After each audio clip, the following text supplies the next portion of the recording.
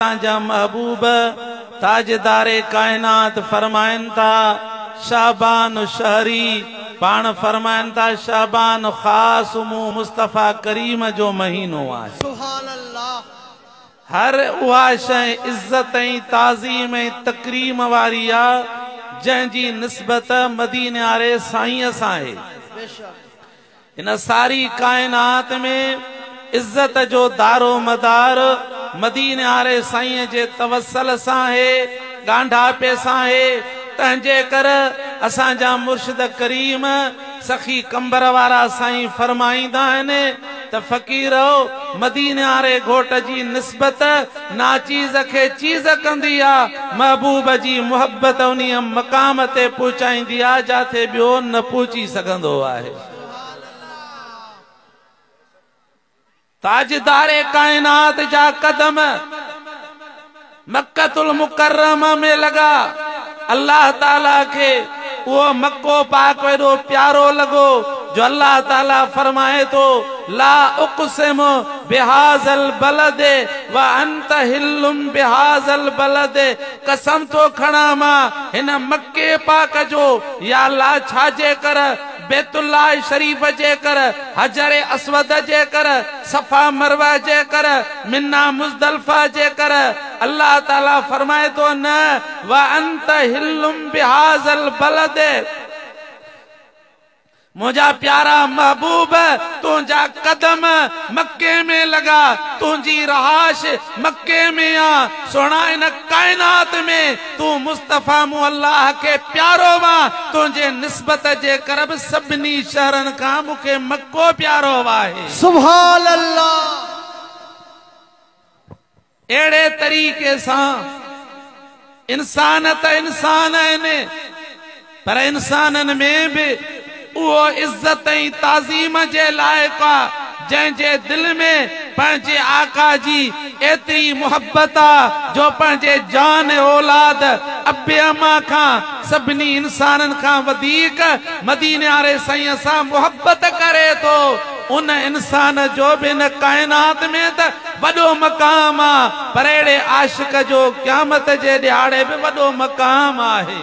सुभान अल्लाह। बेशक तई महीनो मदीने वारे साईं जो महीनो मा, ये सारी कायनात जो खालिक हिकु अल्लाह आहे, पर जंहिं महबूब जे कर पैदा थी आ जमायतुन वारा आहिनि, दुनिया जे लालच जे न कर पर पंहिंजे महबूब जे इश्क ई मोहब्बत में कदम भरे आया आहिनि।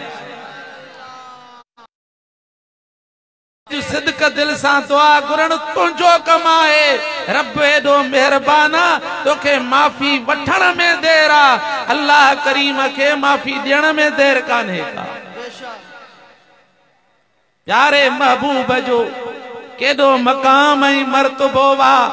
असां तव्हां के का दुनवी डिग्री मिलंदी आ, को फायदो मिलंदो वा, खुशीअ में न मापंदा हूं, पर सोना असां ई तव्हां के जे कॾहिं खुशी थे इन ॻाल्हि थे अल्लाह ताला असां तव्हां ते करम करे इमामुल अंबिया जो उम्मती बनायो आहे। असांजा मुर्शिद करीम फरमाईंदा आहिनि जाते महशर जे मैदान में तो असांजो जिस्मानी अबो एडे दर्दनाक ॾींहं में माण्हू परेशानी जे आलम में हूंदा, पोइ सभई पाण में सलाह करे हजरत आदम सफ़ीउल्लाह जे हुज़ूर में ईंदा, अची करे अर्ज़ कंदा त आदम सोना अल्लाह करीम कुदरती पंहिंजे हथन सां तोखे पैदा कयो वा, अॼु पंहिंजे रब खे अर्ज़ करे असांजो फ़ैसिलो थे, को असांजे मथां करम थे, पर एडो रब करीम जो कहर जलाल में हूंदो, आदम अलैहिस्सलाम जे ज़ुबान में हूंदो रब्बिन नफ्सी, वो मुंहिंजा रब मुंहिंजी पारत अथई। उन्हे महशर जे मैदान वारनि खे जवाब ॾींदो त लस्त लहा, चंदो यो मुझो कम ना है, मुझो मनसब ना है जो मां पंहिंजे रब के अर्ज करे सगा।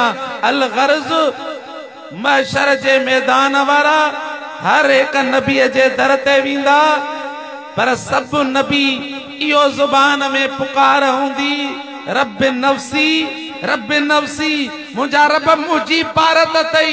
पोइ सभई गॾिजी हज़रत ईसा रूहुल्लाह जे हुज़ूर में ईंदा।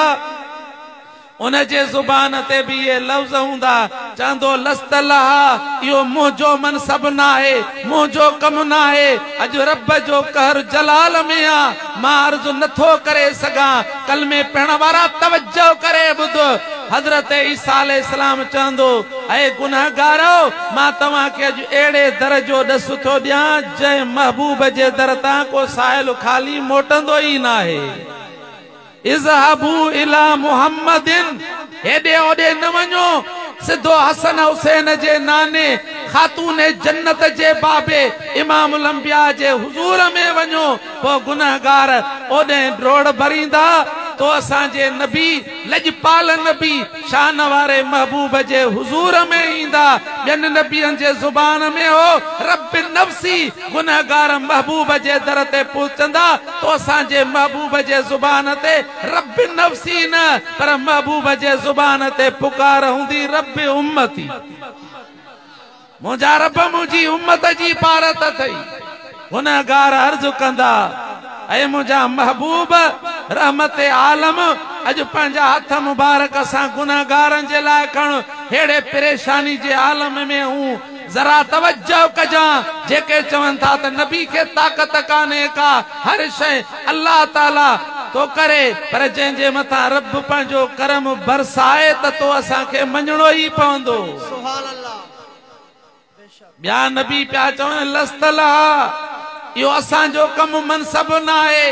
तो असांजो महबूब फरमाईंदो अनल्लाह, भली करे आयो गुनहगार, इहो मुंहिंजो ई मनसब आहे, इहो मुंहिंजो ई कम आहे। ॿिया पिया चवनि रब नफ्सी, मदीने वारो साईं फरमाए रब उम्मती, मुंहिंजी उम्मत जी पारत अथई। पोइ मदीने वारा घोट फरमाइनि था, मां पंहिंजो सिर सजदे में रखे पंहिंजे रब जो हम्द सना अहिड़ो सुहिणो कंदुसि जो रब जे ॾमर जा ककर रहमत में तब्दील थी वेंदा। अल्लाह ताला फरमाईंदो इरफा रासक या मुहम्मद, ऐं मुंहिंजा महबूब मुहम्मद, पंहिंजो मथो मुबारक मथो मथे खण, सल तू सवाल कर। अॼु अता मुंहिंजी हूंदी, रज़ा तो मुस्तफ़ा जी हूंदी, तुंहिंजे उम्मत जा बेड़ा पार थी वेंदा।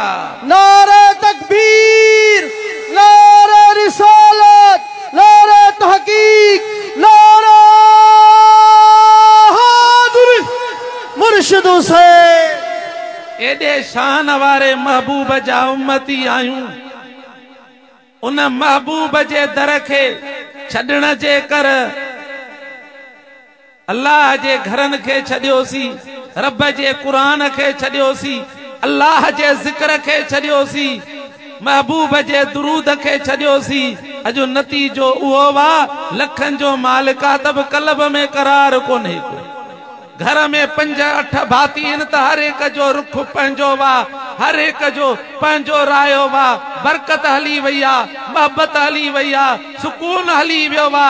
ऐं कलमे पढ़ण वारो, बुरड़नि जे ॻोठ वारो, अॼु रब जी रहमत हिन सूरत में आई आ। अॼु हिन आलमनि जो वाइज़ ॿुधी तूं अमल करण तुंहिंजो कम आ। अल्लाह कंदो इहे वेल करार सुकून रब वरी वापसि मोटाए अता कंदो। इन महीने में भलारी रात अचण वारी आ, शब्बे बरात, छोटकारे वारी रात आ। जेको इन रात के पंहिंजे रब जे इबादत में गुज़ारींदो, उनखे दुख दुनिया आखिरत जे खां छोटकारो मिली वेंदो। अल्लाह ताला कुरान करीम दुखान सूरत में फरमाए थो फीहा युफरक कुल अमरन हकीम। अल्लाह ताला फरमाए थो इन रात में हर हिकमत वारे अमर के तक़सीम कयो वेंदो वा, विरहायो वेंदो वा। कुरान करीम जा तफसीर लिखनि था इन रात मां मुराद 15 शाबान शब्बे बरात मुराद है। कुरान करीम जा तफसीर लिखनि था इन रात में अल्लाह ताला पंहिंजे बाननि जी तक़दीर लिखराईंदो वा। मलकुल मौत जे हथ में वरी ईंदड़ 15 शाबान ताईं जेके साह कब्ज़ करणा आहिनि उनखे उहो रजिस्टर ॾिनो वेंदो वा। को ॿार ॼमे थो, कंहिंजी रोज़ी वधीक, कंहिंजी घटि आहे। पोइ क़ुरान करीम जा तफ़सीर लिखनि था अफ़सोस हिकड़ा वतन था बनियूं कंदा, हिकड़ा वतन था निकाह कंदा, हिकड़ा वतन था पंहिंजूं खुशियुनि में जिंदगी गुजारींदा, हालांकि उन्हनि जो नालो उन साल में वफ़ात कयलनि जे रजिस्टर में लिखियल आहे। वो ताजदारे कायनात फरमाइन था या 15 शाबान जी रात जॾहिं ईंदी आहे, अल्लाह ताला बेमिसल पंहिंजे शान मुताबिक हिन ज़मीन वारे आसमान ते नुज़ूल फरमाईंदो वा। अल्लाह ताला जे तरफ़ खां मुनादियूं आवाज ईंदा आहिनि, आहे को गुनहगार जेको मूं अल्लाह खां गुनाह जी माफ़ी घुरे, मां अल्लाह ज़िंदगी जे गुनाह जी माफ़ी ॾेई छॾियां। केॾो अल्लाह मेहरबान आहे। को बीमार जेका शफ़ा जी तलब करे, आहे को रिज़्क़ तंगी वारो, पोइ या त फजर ताईं इहो मुनादी आवाज़ ईंदा आहिनि। पोइ ताजदारे कायनात फरमाइनि था इन रात में तव्हां बि इबादत कयो, ॾींहं जो तव्हां रोज़ो रखो, जीअं अल्लाह जा मलाइक तव्हां जी भली तक़दीर लिखी वञनि। अल्हम्दुलिल्लाह इन रात में असांजे महबूब मुर्शिद करीम सखी कंबर वारे घोट जे दरबार हुसैनाबाद शरीफ में सलातो तस्बीह अदा थींदी आहे।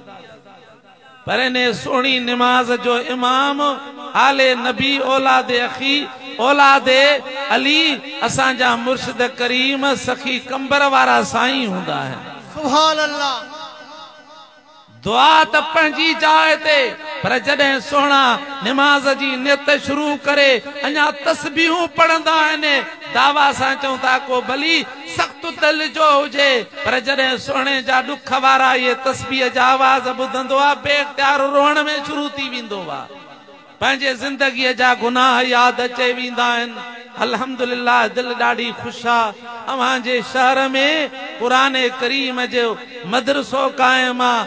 असांजो कारी साहिब क़ुरान करीम जी तालीम ॾेई रहियो आहे। केतिरा शहर जा पसगिरदाईअ जा हाफ़िज़ थी चुका आहिनि, के हाफ़िज़ थियनि था। इहे तव्हां भाग ऐं बख़्त वारा, तव्हां मुबारक जा लाइक़ आहे। सोना कुरान भी इज्जत वारो वा, त कुरान जी खिदमत करण वारा भी इज्जत वारा आहिनि। कुरान भी शान वारो वा, त कुरान जी तिलावत करण वारा, कुरान जी ड्यूटी ॾियण वारा भी इज्जत वारा आहिनि। बेक़दरुनि खे कहिड़ी क़बर आहे, पर इहो क़दुर त क़यामत जे ॾियारे ज़ाहिर थींदो। जो हदीस पाक में अचे थो, जंहिंजो बच्चो नाज़रा कुरान पढ़ी वरी उन अल्लाह जे कुरान खे हिफ़्ज़ कयो थे, याद पढ़ियो वा, क़यामत जे ॾियारे अल्लाह ताला उन जे अबे अम्मा जे मथां अहिड़ो नूरानी इज़त जो ताज रखराईंदो, जंहिंजी रोशनाई सिज ऐं चंड खां वधीक हूंदी। पोइ सुहिणा इहो अबे अम्मा जे मथां करम थिए त ख़ुदि हाफ़िज़े क़ुरान जे मथां छा करम थींदो। तंहिंजे करे अॼोके दौर में त उबतो जहान लॻो पियो आहे। जंहिं वटि ॿ पैसा आहिनि, को इक़्तिदार आहे, को भली गाॾी ते थो अचे, सम्झो था इहो इज़त वारो आहे। पर न, वल्लाह हिन दुनिया में बि इज़त वारो क़ुरान वारो वा, त आख़िरत में बि इज़त वारो क़ुरान वारो वा। खैरुकुम मन तअल्लमल कुरान व अल्लमहु, ज़ुबाने मुस्तफ़ा मां है। पाण फरमाइनि था मुंहिंजे उम्मत मां भले में भलो मुंहिंजो उहो उम्मती आहे जेको अल्लाह जो क़ुरान पढ़ी वरी उनखे ॿियनि खे पढ़ाए। इहा आहे दुनिया। हज़रत अनस रज़ी अल्लाह ताला अन्हु फरमाए थो त महबूबन करीमन फरमायो, ऐं साहबो तव्हां खे ख़बर आहे क़यामत जे ॾियारे मुंहिंजे उम्मत मां भले में भलो मुंहिंजो कहिड़ो उम्मती आहे। मुंहिंजा महबूब तव्हां फरमायो, पाण फरमायो जंहिं दुनिया में अल्लाह जो क़ुरान तिलावत कयो, क़ुरान खे पढ़ियो वा, इहो क़यामत जे ॾियारे मुंहिंजे उम्मत मां भले में भलो थी उथंदो। तंहिंजे करे सोना हिन क़ुरान वारनि जी इज़त कयो, ऐं तव्हां बि पंहिंजे बचड़नि खे अल्लाह जे क़ुरान जे हवाले कयो। तव्हांखे अल्लाह 2 बचड़ा ॾिना आहिनि, 5 ॾिना आहिनि। हिकिड़े खे वठी मदरसे में छॾियो, अल्लाह कंदो उहे ॾियारा थींदा जो तुंहिंजे अंगण ते बि क़ुरान जे हाफ़िज़ जा कदम लॻी वेंदई। ऐं जेके उस्ताद पढ़ाइनि था उन जी केतरी इज्जत आ। जैसी ताईं मुरीद जे दिल में कमा हक़ू पंहिंजे मुर्शिद जी मोहब्बत पैदा न थींदी तेसी ते उनखे फैज़ न मिलंदो, उनखे कामयाबी न मिलंदी। वरी जेसी ताईं शागिर्द जे दिल में पंहिंजे उस्ताद जी इज्जत ऐं ताज़ीम न थींदी तेसी ताईं बि उनखे फैज़ ऐं फ़ाइदो न पहुचंदो। हज़रत मौलाए कायनात हैदर करार जो फरमान आहे तिबियानुल कुरान में अल्लामा गुलाम रसूल सईदी रहमतुल्लाह अलैह आंदो आहे त मन तअल्लम हरफन फहुव मौलाह, जंहिं बि जंहिंखे हिकिड़ो अखर अल्लाह जे क़ुरान जो पढ़ायो उहो उन जो उस्ताद आहे, उहो उन जो मौला आहे, उहो उन जो बानो आहे। पोइ उन जी मर्ज़ी आहे त उनखे पाण वटि रखे या ॿिए हंधि विकिणे ॾे। तंहिंजे करे शागिर्दनि जे मथां हक़ आहे त पंहिंजे उस्तादनि जी इज़त कनि। सोना कलो को ॾियारो असां पंहिंजे घरनि मां मदरसनि में पहुतासीं, असांखे ईअं डिघी लीक जी ख़बर कोन हुई त इहा को अलिफ आहे, वरी बरसां वारे जी ख़बर कान हुई त ही बा आहे, वरी ख़बर न हुई त ता आहे। अॼु रब जो करम इन उस्तादनि जूं महिनतूं आहिनि जो को हाफ़िज़ बणिजी विया, को आलिम बणिजी विया, हेॾी इज़त वारा बणिजी विया। पोइ जंहिंजे दरनि तां इज़त मिलंदी उन्हनि जी इज़त करणी आहे, पर जेकॾहिं इज़त न कंदो अॼु न त सुभाणे ज़लूल उहो पाण बेइज़्ज़तो थींदो। अल्हम्दुलिल्लाह मुर्शिदनि जी बि इज़त आहे, मुर्शिदनि जे बच्चनि जी बि इज़त आहे, मुर्शिदनि जे दर जे दरबाननि जी बि इज़त आहे। असाई अल्लामा साईं ॿुधाईंदो आहे त तरीक़त जी ॻाल्हि आहे त जेकॾहिं मुर्शिद जे दर जी का काठी फिटी हुजे पोइ बि ॾिसण वारो मुरीद जेकॾहिं सालिक आहे उहो चवे त न मुंहिंजे अखि में फेर आहे, मुंहिंजे मुर्शिद जे दर जी काठी सिधी सिधी लॻी पई आहे। दुआ कयो अल्लाह यो ककर करम जो वसाए जो असां तव्हांजी निस्बत मुर्शिदनि सां बि सही रहे त मुर्शिदनि जे सिलसिले बि सिलसिले उन्हनि जे बचड़नि सां क़यामत ताईं इहा इंशाअल्लाह गांढापो सही रहे। पोइ इंशाअल्लाह ताला हिते बि करम थिए हूंदा त उते बि करम थिए हूंदा। बस मां काफ़ी लफ़्ज़ वधीक ॻाल्हायुसि। अल्लाह जे हुज़ूर में दुआ आहे शाला अल्लाह ताला साईं तव्हांखे अमल जी तौफ़ीक़ अता फरमाए। जन दोस्तनि इहो सुहिणो प्रोग्राम कयो आहे, अल्लाह उन जूं महिनतूं कोशिशूं ऐं काविशूं क़बूल फरमाए। व आख़िर दावाना अनिल हम्दुलिल्लाहि रब्बिल आलमीन।